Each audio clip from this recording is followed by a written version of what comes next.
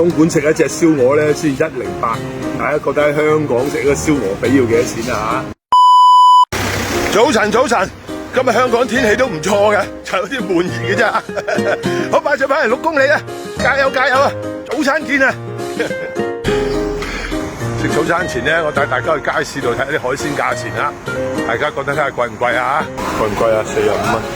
啲蜆啊、沙白啊、生湯龍躉啊、啲蟹啊，貴唔貴啲魚啊？呢係一條啊，係咪啊？一條啊，貴唔貴啊？大家覺得？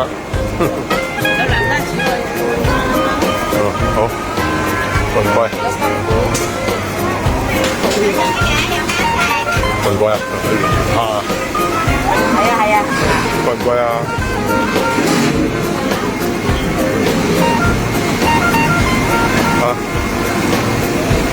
哇！呢個太大隻咯，300幾蚊斤。呢個瞓咗覺嘅咁價錢。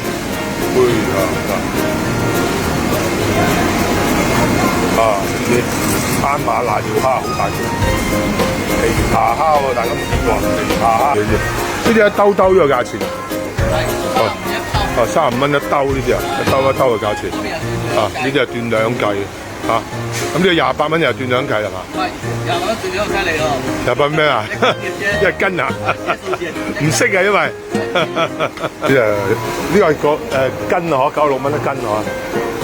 96蚊一斤，108蚊，138一斤。都兜埋呢個一條啊，又200蚊咁咯喎。嗱呢啊，大家覺得抵唔抵食啊？啱啱行完街市，大家覺得嘢貴唔貴？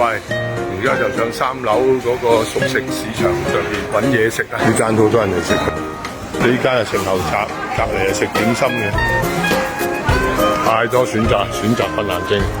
最後揀個燒鵝髀食下先。老闆早晨啊，老闆早晨。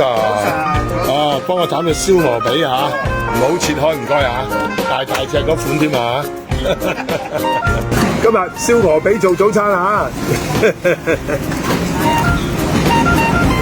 呢個皮都還脆嘅，喺鵝肉都唔錯啊，好有油份，好有油脂。天氣凍啊，唔飲熱揸啡啊，飲凍檸檬咖啡啊，有冇飲過？有冇試過啊？酸酸苦苦。